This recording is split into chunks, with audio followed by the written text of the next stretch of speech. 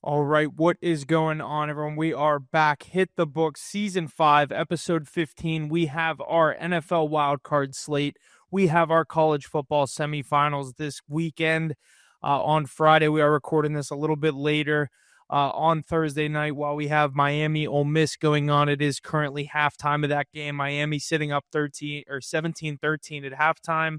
Ole Miss would close as a 3-point dog coming into this game, so Ole Miss had their lead. They got the first touchdown of the game. Miami came back. They do get the ball at halftime. Going to be interesting to see how this one closes out. But as you can tell, I am going solo this week. Going to be a little bit shorter of an episode. Going to get through these college football games. Going to get through these 6 NFL games. Going to be mostly football today. So hopefully that's what you're here for. That's what's going on most of this weekend. We have a great slate of football between these college and pro games. We're going to get right into it, though. We have our Week 18 recap, what got us here for the NFL going into these wild card rounds. Obviously, the big ones were the 3 big games. We had the NFC South on the line going into Week 18. We had the NFC West on the line between the Seahawks and Niners. And then the last game, Sunday Night Football, my Steelers closing things out against the Baltimore Ravens on Sunday Night Football. Tyler Loop misses the game-winning kick. Steelers win 26-24, an absolute insane finish. Me, Jesse, and a couple other my buddies there in attendance for that one. Boots on the ground in Heinz Field to watch the Steelers bring home the AFC North, an electric win.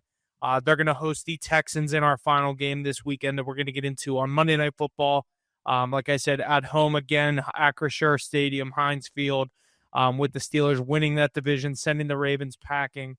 But obviously some other good games, no other games that really mean much. The Bucs did take down the Panthers, but then the Falcons took down the Saints, which get the Panthers that division. Seahawks lock up the 1 seed, but we have a great list of games coming up this weekend. We're going to get right into them. We have 2 on Saturday, 3 on Sunday, 1 on Monday to close things out. We're going to start things off with our NFC matchups on Saturday with the Los Angeles Rams heading to the NFC South division winning Carolina Panthers, who are getting 10.5 points at home, over-unders at 46. Panthers won the money line plus 450, Rams minus 625. The biggest spread of the weekend by far. All the other ones are actually very close, supposed to be very good games. We have 2 1-point spreads that we're going to get into here in a couple of minutes, but the Rams getting Devontae Adams back, with Puka Nacua, with Kyron Williams, Blake Corum, you got to think that Matt Stafford gets this Rams team back on their horse against an inferior opponent in the first round of the playoffs. I know they're a division winner, but the Panthers at 8-9 getting in, especially getting in with a loss, like losing that game to the Bucs, you could have won and got in a lot more convincingly. I'm going to go with the Rams here. I lean on the minus 10.5. I don't love it in a playoff game. Especially the fact that the Panthers just took down this Rams team a few weeks ago. I think the Rams are looking to get their get back in the game that really means something here in the wild card round of the playoffs. So give me the Rams. I like the minus 10.5. Love them on the money line, however you want to bet it. 10.5 is a lot of points in a playoff game. Love a Devontae Adams touchdown. Love a Puka Nacua touchdown. Kyron Williams. I think all the Rams will score. Look for this to be a high-scoring game as well. I look over 46.5, or over 46, and then over 46. So I like that there. But our second game on Saturday, January 10th, the Green Bay Packers, the Chicago Bears in Chicago at Soldier Field. This one now has the Packers listed as a 1-point favorite, over under at 44.5, minus 118 on the money line for those Packers, and minus 102 for the Chicago Bears. I know the Packers and the Bears story. I know how the Packers love to beat up on the Bears. The Bears are the little brother of this division, but I can't go against this Bears team, especially at home. We're supposed to have some wintry conditions. And obviously, then nothing the Packers aren't used to, but I think you take the home field environment for this Bears team, the hot up-and-coming team. First year with Ben Johnson, Caleb Williams is starting to look like a superstar. Give me the Bears to prove the upset in the NFC North. Bears win this. Bears obviously won the division. That's why they're getting a home game. I think they handle business here at Soldier Field on Saturday night. Give me the Chicago Bears on the money line. I do like a lot of these underdogs. You'll realize that's going to be a trend going into these Sunday games. I said Rams minus 10.5. Since then, it's going to be mostly dogs, so just brace yourself for that. But Bears on the money line, 10 things off on Saturday. We'll move into Sunday, 1 o'clock, with the Buffalo Bills going to Jacksonville to take on those Jaguars. The Jaguars are now a 1-point dog. This opened at 2.5 or 3. Jaguars are now down to +1. Over under at 51.5. The Jaguars on the money line is -110. The Bills on the money line is -110. Bills opened up at -125 on the money line on this one. Obviously, Vegas is starting to like the movement towards those Jaguars, trying to get them at a better price. I'm going to take the Jacksonville Jaguars here, and this is coming from someone that does have a future on those Buffalo Bills, +700 to win the Super Bowl.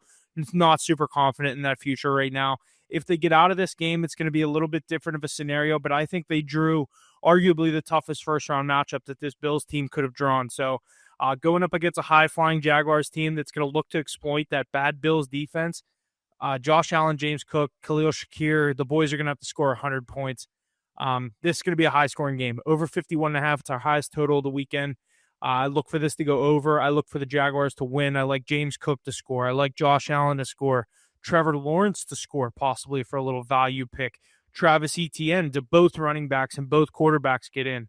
Something to keep a look at there. So I do like this game, Bills-Jags. I'm going to be on Jacksonville minus the 110 on the money line. We move to 4:30 on Sunday with the San Francisco 49ers heading to the Link to take on those defending Super Bowl champion Philadelphia Eagles. The Eagles are the favorite here, laying 5 points now. Over-under is at 44.5. Eagles on the money line, -225. 49ers +190 on the money line here on the road. This line has moved a little bit, opened up, I believe, around 3.5, 4. We're now seeing 5 most places. So 49ers getting that extra point. A lot of people, whether that means there's a lot of money on the Eagles. I have seen there's a lot of money on the Eagles in this game. I did lean on the 49ers plus the 4.5. Seeing it go to 5 does kind of raise my, awareness a little bit. It's a tough pick. I think the Eagles are very good, but I know they're a popular pick this weekend. I'm still going to stick with the 49ers plus the 5 points. I think they're able to keep it close. I think there's a scenario where Philly wins this game, 49ers lose a close one. Give me this just to be a classic playoff game. We're not looking for a win here for the 49ers. I know they are, obviously, but I'm not. Give me the 49ers plus the 5 points. I will take that in Philly on Sunday. We will round things off on Sunday, the 11th, with the Los Angeles Chargers. Jim Harbaugh, Justin Herbert heading into New England to take on Mike Vrabel, Drake May, and those Patriots. The Patriots are the favorite at 3.5. Over-unders at 46. Patriots on the money line -200. Chargers on the money line +165. Ace, I know you're going to be shocked to hear me say this. I love the Chargers +3.5. I think that, you're getting Justin Herbert in a playoff spot, is an underdog against an inexperienced Patriots team. They brought in a lot of guys. The defenses look good, but I think this is going to be a rather high-scoring game. Over 46.5 is a play that I'm looking at. Chargers +3.5 is a play that I'm looking at. I even think the Chargers could win a game, but I'm getting 3.5 points. I'm going to take it. Give me Justin Herbert to get his first career playoff win here, but I'm going to take 3.5 points if I'm getting it. Give me those Chargers on the road. I think Justin Herbert's going to be able to do enough in this one. I know that Chargers team has looked iffy at times. I just think the inexperience of the Patriots is going to show. Obviously, Sunday Night Football at home up there in New England is going to be a tough place to play, but I think the Chargers are going to be ready for it. Jim Harbaugh is going to look to smack that team in the mouth. An inexperienced Patriots team, like I said. Give me the Chargers plus the 3.5. And then Monday Night Football, we end things off in Pittsburgh, where I will again be boots on the ground for this game. Houston Texans at Pittsburgh Steelers. The Steelers are the dog, +3, over under 38.5. Two good defenses going at it here. The lowest total of the week, Texans on the money line is -170. Steelers +140. Give me the Steelers +3 on the money line. I think they're the better team here. The better team's at home, getting points. I know the Texans have a great defense. I'm not scared of C.J. Stroud. Nico Collins, I do think, is going to be an issue, but Joey Porter Jr. hasn't a lot of touchdown and coverage snaps. I don't even know how long the guy's been so good in coverage.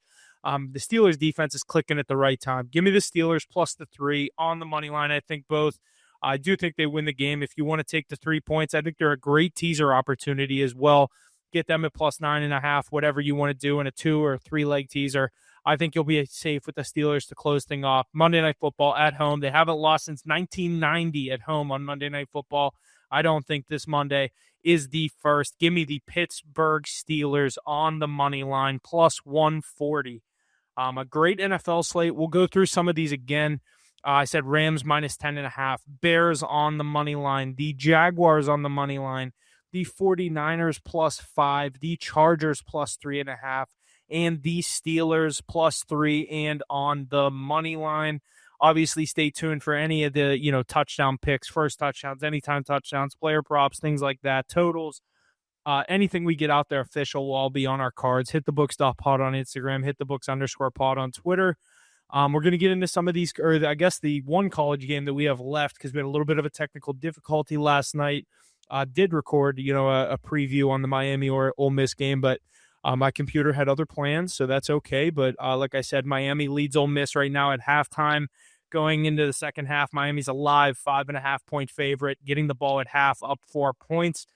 I am sitting on an Ole Miss money line ticket, so I'd like to see a stop and score here for those running Rebels down there in Ole Miss. But the Miami defenses look very good. Miami looks like they caught a spark there at the end of the second half. Going to be interesting to see what happens there. But real quick before we get out of here, like I said, shorter episode, maybe 10, 15 minutes. Get you some picks out there for this weekend. Again, you're going to catch all of our official picks at HitTheBooks.pod on Instagram, HitTheBooks_pod on Twitter. But our Friday night college football semifinal game in the Peach Bowl is the number 5 Oregon Ducks taking on the number 1 Indiana Hoosiers, and Indiana's the favorite here. Indiana's the favorite at 3.5 with the over-under at 48.5. Indiana on the money line at minus 180. Oregon on the money line at plus 150. This is a great matchup. I'm very excited to see this game. We saw these two teams face off earlier this year when Indiana went to Oregon, smacked them in the mouth, and gets a win. I haven't seen a single person pick Oregon here, whether it's plus 3.5 on the money line. Everyone loves Indiana. Everyone loves Cignetti. Everyone wants to see Indiana. They think they're the best team. I'm gonna agree with that. I think Indiana not rolls, but I'm gonna take a minus the 3.5. I think they'll be able to cover that number, win this game by 6 to 7, 10 points, somewhere in that range. I think the Hoosiers cover. Hopefully, we're seeing a Hoosiers Ole Miss national championship. If not, it's going to be Indiana versus Miami. I think. Obviously, I don't know, what's going to happen in this game, but I do think Indiana pulls out the Peach Bowl. If Miami gets there, though, the national championship is in Miami, so this could be an interesting little storyline going into the national championship if those Miami Hurricanes are able to clinch a spot here tonight in the Fiesta Bowl. But other than that, you're going to catch all of our official plays. Like I said, HitTheBooks.pod on Instagram, HitTheBooks_pod on Twitter. Went 3-0, 3-0, 3-0 last weekend. Shout out the great Stu Feiner. Jahmyr Gibbs first touchdown. Jahmyr Gibbs anytime touchdown. Pittsburgh Steelers on the money line against the Ravens on Sunday Night Football at plus 180, winning just over 9.5 units. We're up over 41.5 units on the season. Make sure you're tailing all of our plays. You can get them wherever I've said. HitTheBooks.pod, HitTheBooks_pod, wherever you want to catch them. We're posting winners. I'm posting winners. You can catch them all weekend. College football, NFL. Thanks for listening. We'll see you guys next week.